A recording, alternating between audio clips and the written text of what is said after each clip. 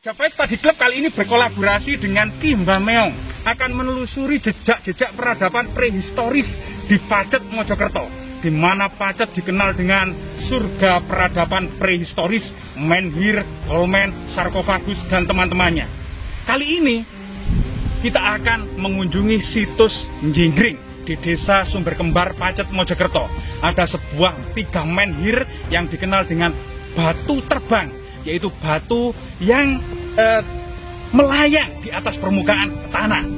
Dan batu ini berada di lereng Gunung Pawitra yang sangat keramat, gunung terkeramat di Pulau Jawa, merupakan gunung suci pada masa Majapahit. Mari kita telusuri bersama-sama.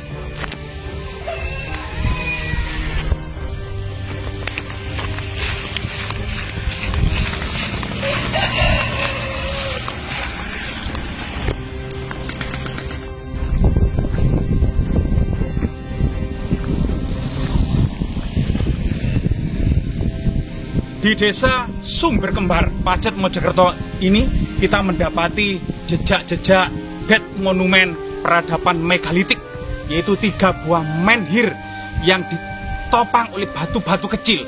Seakan-akan 3 batu ini terbang melayang di atas permukaan bumi. 3 menhir ini atau dead monumen ini dikenal dengan triolitik. Mari kita telusuri bersama-sama.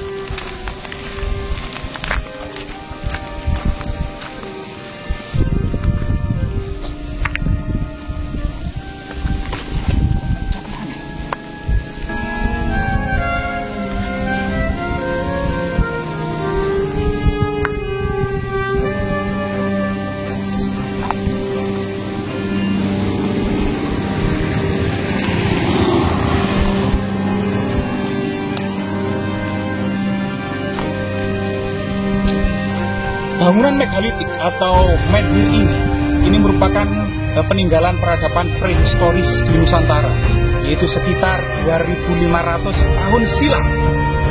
Jika kita mendapati bahwasanya Gunung Penanggungan, Welirang, dan Anjas Moro ini terbentuk sekitar 10.000 tahun yang lalu sampai 12.000 tahun yang lalu, yaitu zaman es, maka peradaban megalitik di Nusantara dengan bangunan-bangunan megalitik terbuat dari batu besar ini sekitar 2.500 tahun silam.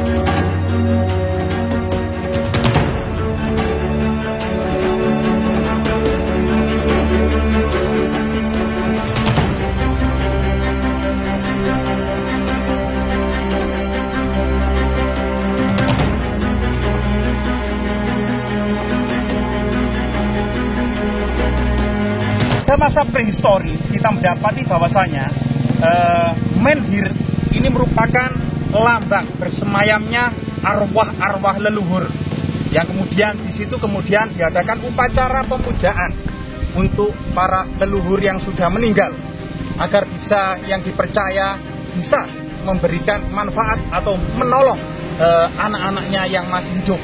Dan area sekitarnya pada masa prehistoris memiliki 4 fungsi.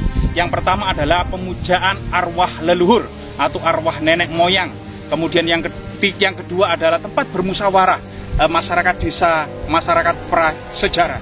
Yang ketiga adalah mengikat binatang kurban seperti kerbau sebelum kemudian disembelih. Dan yang keempat merupakan lambang kesuburan, lambang Palus, yaitu lambang berdiri tegak tinggi, merupakan lambang dari kesuburan itu sendiri, karena masyarakat prasejarah tumbuh dan berkembang bersama tumbuhnya padi. Sangat aneh. Peradaban megalitikum atau prasejarah ini menyebar di seluruh dunia, kecuali Australia. Bentuk-bentuk megalitik seperti Stonehenge di Inggris maupun di Timur Tengah, Kanada maupun Amerika Serikat, kita akan mendapati jejak-jejak peradaban megalitik, baik itu berupa dead monument atau sebuah tinggalan. Ada juga living tradition atau tradisi-tradisi yang masih berjalan. seperti di Toraja kita mendapati, di Bali, di Nias, ini masih kita mendapati pemujaan-pemujaan kepada arwah leluhur maupun bentuk-bentuk megalitik, menhir dan menhir pada masa prasejarah ini. Pada masa Majapahit, di desa-desa masih kita dapati perkembangan pemujaan-pemujaan megalitik, animisme, dinamisme yang dikenal dengan kabuyutan. Memiliki kedudukan sendiri dengan pemujaan Hindu Siwa yang itu di bawah Kementerian Dharma Daksa Kasaiwan, atau agama Buddha di bawah Kementerian Dharma Daksa Kasogatan. Pemujaan-pemujaan animisme, dinamisme, pemujaan kepada menhir ini berada di bawah naungan Menteri Berhaji. Inilah kemudian pada masa Majapahit itu dikenal dengan Bhinneka Tunggal Ika, karena sangat toleransi, sangat beragam pemujaan-pemujaan.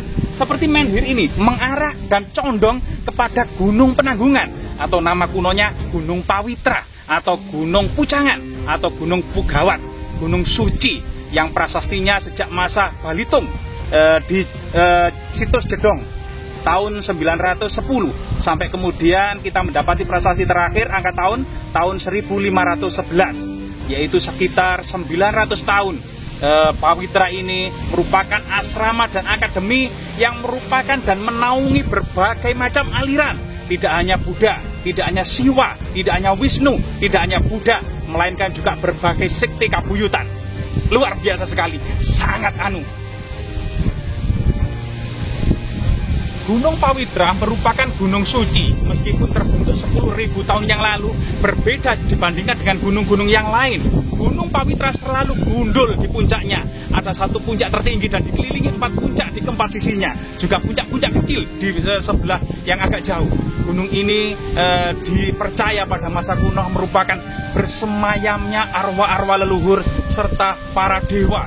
Sehingga kemudian pada masa Bait juga berkembang dewa gunung, yaitu Prawata, Giri, Nata. Di sana di puncak gunung ini ada lingkaran suci atau jalan menuju moksa yang dikenal dengan Pradaksina Patah, atau ritual mengitari puncak Gunung Pawitra sampai kemudian menjemput moksa. Sangat aneh.